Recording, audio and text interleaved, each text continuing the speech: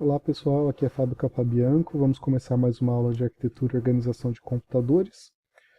Nesse tópico, sistemas operacionais, vamos ver o papel dos sistemas operacionais sobre a arquitetura e organização de computadores, que basicamente envolve duas coisas: controle de processos e gerenciamento de memória. Essa aula aqui é baseada ainda no livro do Stalins. Tem só uma introdução que eu gostei desse professor Frank, que eu vou usar aqui para explicar um pouco sobre o histórico do progresso dos sistemas operacionais. Dentro de um sistema computacional, a gente tem o usuário no topo. Ele entra com comandos aqui que vão ser recebidos por um software de aplicação. Esse software de aplicação faz uma solicitação de serviço ao sistema operacional, pode ser chamado de sistemas ou outras coisas, e o sistema operacional vai mandar instruções de hardware para os componentes de hardware, que vão gerar os resultados. O sistema operacional responde o serviço e a aplicação gera a saída para o usuário. Esse é o caminho que os dados fazem num sistema de componentes desse ponto de vista, um ponto de vista simplificado. Como um sistema operacional pode ser definido? Na literatura, nós temos 4 visões diferentes. 3 são clássicas e uma mais moderna. Primeiro é que o sistema operacional ele é um gerenciador de recursos. O que significa isso? Que ele gerencia e aloca recursos solicitados pelo usuário. A gente já vai ver mais detalhes nos próximos slides. Ele pode ser visto também como um controle de programa, no sentido de que ele controla os programas que estão executando dentro do processador ou dentro do computador. E nós também podemos ver ele como um executor de comandos, que ele provê um ambiente para os usuários executarem comandos de entrada e saída. A visão mais moderna é que o sistema operacional pode ser visto como uma máquina de estados. Aí nesse caso a gente tem tudo que envolve uma máquina virtual, e hoje em dia a gente já pode ver que muitas vezes uma máquina virtual é usada para fazer um boot de um sistema operacional dentro de outro. Então ele é muito bem visto desse ponto de vista. Primeiramente, sobre um gerenciador de recursos. O que o computador faz nessa primeira visão de um sistema operacional? Ele gerencia e protege múltiplos recursos do computador. Ele vai gerenciar o uso da CPU, vai gerenciar processos, vai gerenciar o uso de memória interna e externa, vai gerenciar as tarefas, as aplicações, usuários, tudo, né?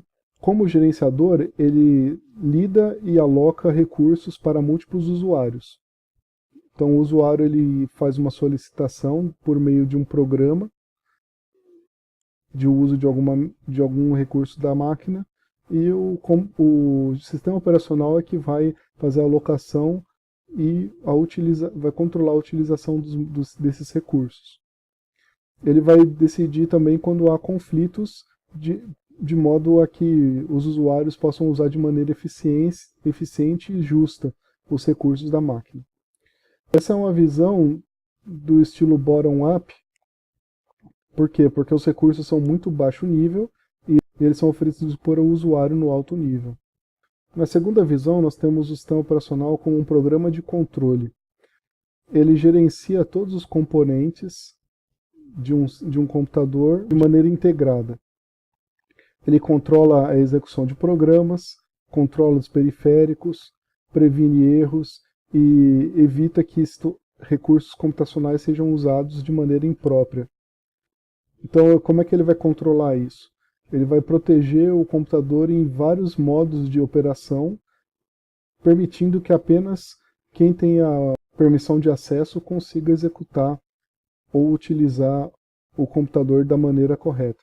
Então, no caso, a gente não está olhando mais aqui para recursos específicos, mas a gente está olhando o computador como uma caixa preta, e do ponto de vista do sistema operacional, ele funciona como um programa que simplesmente controla o que vai ser feito. É uma versão mais simplista da explicação do que é um sistema operacional. A terceira maneira como a gente vê o sistema operacional é como um executador de comandos. Aí no caso ela é mais uma visão top-down, quer dizer, a gente vai focar no usuário e os comandos do usuário como vão ser executados por meio do sistema operacional, que é uma interface entre o usuário e a máquina. O sistema operacional vai fornecer serviços e recursos para o usuário, e esses recursos e serviços são fornecidos por meio de comandos. Pode ser comandos por uma interface gráfica ou uma interface de texto, como no caso do Linux. Então aqui a gente foca mais no papel do sistema operacional do ponto de vista do usuário, o que ele fornece para o usuário. E com uma máquina virtual? Uma máquina virtual, o que ela é? Ela é uma interface entre o hardware e o software. E essa interface ela esconde todos os detalhes do hardware. Nesse contexto, todos os recursos que a máquina virtual oferece são recursos de alto nível, são recursos mais facilmente utilizáveis, e os recursos físicos que são na prática utilizados são escondidos por meio dessa interface que é o próprio sistema operacional. O sistema operacional é uma coleção de aprimoramentos do software executados diretamente sobre o hardware, que serve como um ambiente de programação aprimorado para os usuários. Qual é a definição mais correta? Não existe. As 4 estão corretas, são apenas pontos de vista diferentes que a gente pode ver um sistema operacional. O que faz com que um sistema operacional melhore? Como é que ele evolui com o tempo? Primeira coisa, ele precisa se adaptar a hardwares novos, ou melhorias de hardware. Algum tempo atrás, a gente só tinha monitores de caracteres, não um monitor gráfico. Quando passaram a existir os monitores gráficos, o sistema operacional precisava oferecer uma ferramenta que fizesse com que o uso do terminal gráfico ficasse mais fácil. E eles fizeram isso, eles fizeram dispositivos, serviços para que o terminal gráfico possa ser utilizado melhor pelo usuário. Também tinha melhoras de hardware, por exemplo, introdução à paginação de hardware, que vai ser o último tópico dessa aula de hoje. Também o sistema operacional precisa fornecer novos serviços conforme eles aparecem. Por exemplo, o suporte à internet. Finalmente, o sistema operacional ele precisa melhorar a sua interface, o seu design, a sua apresentação, para que o usuário consiga utilizar melhor e se adapte conforme as mudanças até sociais. Por exemplo, deixar a interface mais simples, se adaptar à metodologia de programação de orientação a objeto e assim por diante. Nesse slide a gente tem um histórico de como é que os sistemas operacionais avançaram. E eu vou falar um pouquinho de cada um deles aqui. Os primeiros sistemas operacionais, eles eram muito simples, tá? Porque naquela época, em 1950, o computador era um monte de máquinas numa sala muito grande, todos operando bem devagar. Tinha um usuário só que operava o computador de cada vez, você não tinha vários usuários. E o programador era o próprio operador da máquina. As máquinas funcionavam com base em uma máquina que digitava e perfurava cartão na hora de o usuário entrar com o programa dele. O cartão perfurado ele era colocado numa máquina de leitura de cartão perfurado e você tinha uma impressora que imprimia os resultados para o usuário. Então o fluxo era assim, o usuário ia numa máquina, uma máquina de escrever adaptada, que ela perfurava o cartão. Depois esse cartão perfurado ou o conjunto de cartões perfurados que tinha o programa eram inseridos na máquina e a máquina, por fim, ela executava o programa e gerava o resultado numa impressora. Os programas eram todos feitos nessa época em assembly, tá? Então não tinha muita mordomia, né? Os programas eram bem complicados. E você tinha algumas bibliotecas padrão, né, para compilar, linkar e usar os drivers de alguns dispositivos. Nada muito complicado. Nada disso fazia parte de um sistema operacional. Era, vamos dizer assim, os primórdios do sistema operacional. Era o máximo que eles ofereciam. Para começar a executar o programa precisava de um tempo muito grande, que você tinha que digitar, colocar o cartão, depois mandar a máquina executar. Os dispositivos de entrada e saída eram lentos para fazer a leitura. a utilização do CPU então era muito baixa.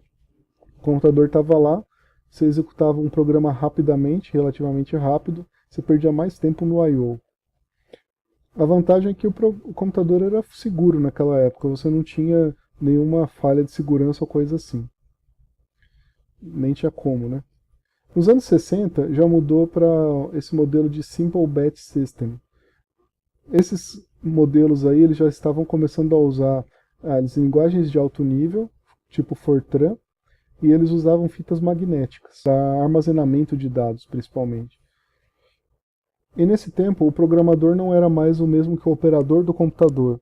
Existia uma figura que se chamava operador, era uma pessoa responsável por organizar o computador, mandar executar programas de outras pessoas. O programador tinha que chegar até o operador, entregar o programa para ele, e o operador ia mandar executar e devolver o resultado talvez no dia seguinte, ou alguma coisa mais. Nesse caso, como a gente tinha vários programadores, os programas eles eram organizados pelo tipo de linguagem que eles usavam. E eles eram organizados em batches, ou em conjuntos de programas, que na época tinha o nome de jobs, né? Ou tarefas. Então ele juntava tudo que era de Fortran, botava numa pilha, tudo que era assembly, botava em outra pilha. E aí ele mandava executar os jobs, porque você não precisava reconfigurar a máquina para executar programas de mesma linguagem. E o operador que fazia essas reprogramações também. A desvantagem é o seguinte, o programador ele nunca podia ver o que estava acontecendo. Ele não ia poder verificar a memória, debugar coisas desse jeito, só ia ver entrada e saída. Se ele cometesse um erro, ele ia ter que debugar pessoalmente, olhando o código, e depois fazer as correções e mandar de novo para o operador rodar no outro dia. Nesse tempo surgiu um programa que chamava Monitor. Esse programa aqui é o primórdio do sistema operacional. Esse programa Monitor ele ficava sempre na memória do computador e ele servia para gerenciar a execução de programas que estavam no batch ou no conjunto de jobs do mesmo tipo. Aí esse monitor, o que ele ia fazer? Ele ia pegar todos os programas e ir executando um em sequência do outro. Quando acabava um programa, ele começava o próximo. Por conta disso, o tempo de execução de trabalhos semelhantes foi diminuído muito tempo. Os problemas que tinham nisso daqui, né, é que o programa monitor, ele não sabia qual era a natureza do programa, qual era o tipo de programa, se era assembly, se era Fortran e tal. Ele também não sabia a diferença entre dois programas, entre dados e instruções de programa. E aí esse programa monitor ele foi aprimorado. Foi introduzido uma linguagem de programação que chamava JCL, que é uma linguagem de controle de programas. E essa linguagem controlava os cartões perfurados que continham o programa. E essas instruções para essa linguagem de programação também estavam no cartão perfurado. Então o cartão perfurado ele tinha uma introdução ao programa, ele tinha que falar qual era o tipo, se era Fortran, Assembly, coisa assim. Ele tinha que ter uma tag run para dizer onde estavam as instruções, uma tag data para dizer onde estavam os dados, e uma tag end para dizer onde acabava o programa. Com isso, o sistema operacional ele conseguia fazer um controle melhor sobre a execução de programas, e foi um avanço porque isso permitiu com que outras melhorias surgissem no futuro. Ele podia pegar um programa, saber que era em Fortran, mandar executar e saber onde também buscar os dados. Aí no caso você tinha um maço de cartão perfurado. Esse maço de cartão perfurado ele continha todas as informações, podia ter até o nome da pessoa que mandou executar, coisa assim. Bom, além da linguagem de controle de programas, de jobs, existia também algumas outras coisas que o programa monitor ele começou a incorporar. Ele começou a incorporar processamento de interrupções, ele começou a incorporar como fazer o gerenciamento de jobs diferentes para executar eles em sequência. Também tinha drivers para os jobs usar. E tudo isso, essas informações ficavam na memória do computador permanentemente, essa parte do programa monitor. Com o tempo surgiu um outro problema. Os programas eles começaram a demorar muito para executar. Porque você pegava um conjunto de programas, quando eles faziam I/O, eles paravam, tinha que esperar eles terminarem a I/O para depois pegar o resultado e terminar a execução. Esse era aquele modelo de I/O programada que a gente viu nas aulas anteriores. Aí o que foi feito então de melhoria aqui? Começou-se a permitir com que os programas fossem executados ao mesmo tempo no computador, enquanto um I/O parasse, ele continuava o outro. Aí veio a ideia de interrupções que a gente viu também na aula anterior, na aula de I/O e de periféricos, né? E também durante esse tempo dos anos 70, houve a implementação do DMA, que permitiu que ainda mais velocidade se executasse os programas, mais programas ao mesmo tempo, e de modo que nesses sistemas batch multiprogramados, você tinha o objetivo que era maximizar a utilização da CPU. Mas no final dos anos 70 mesmo já mudou isso. Começou a ter o time sharing. O time sharing já era uma maneira de você executar não por meio do operador, mas dos usuários usarem terminais para executarem seus programas em um computador. E os terminais para a pessoa usar, digitar, demorava para uma pessoa dar um comando em sequência do outro. Você não tinha uma execução de programas muito longos. Então valia a pena para com que o usuário ele pudesse entrar com seus programas, o computador ele começava a executar, enquanto o outro ainda ia entrar com o seu código, demorava alguns segundos. Isso era tempo suficiente para de repente executar o programa do primeiro. Todos os programadores conseguiam usar todos os recursos da máquina e eles tinham acesso por meio do terminal. Podia inclusive ver memória, coisa assim. Posteriormente, nos anos 80, apareceram os PCs, aí a questão de terminal ela sumiu, cada computador era usado completamente por uma pessoa. Ainda nos anos 80 surgiram os sistemas operacionais multiprocessador. Eles tinham que lidar com a existência de mais de um processador dentro de um mesmo computador. E aí eles precisaram lidar com o gerenciamento de recursos e comunicação entre esses processadores. Um novo recurso que os sistemas operacionais precisavam ter. Ainda no final dos anos 80, surgiram sistemas operacionais distribuídos ou em rede, que eles eram aplicações instaladas em vários computadores numa rede e eles trabalhavam entre si com um deles sendo um gerenciador.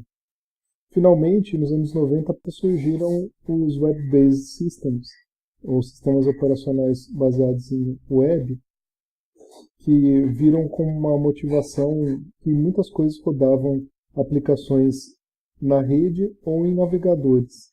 São sistemas voltados especialmente para lidar com esse tipo de aplicação.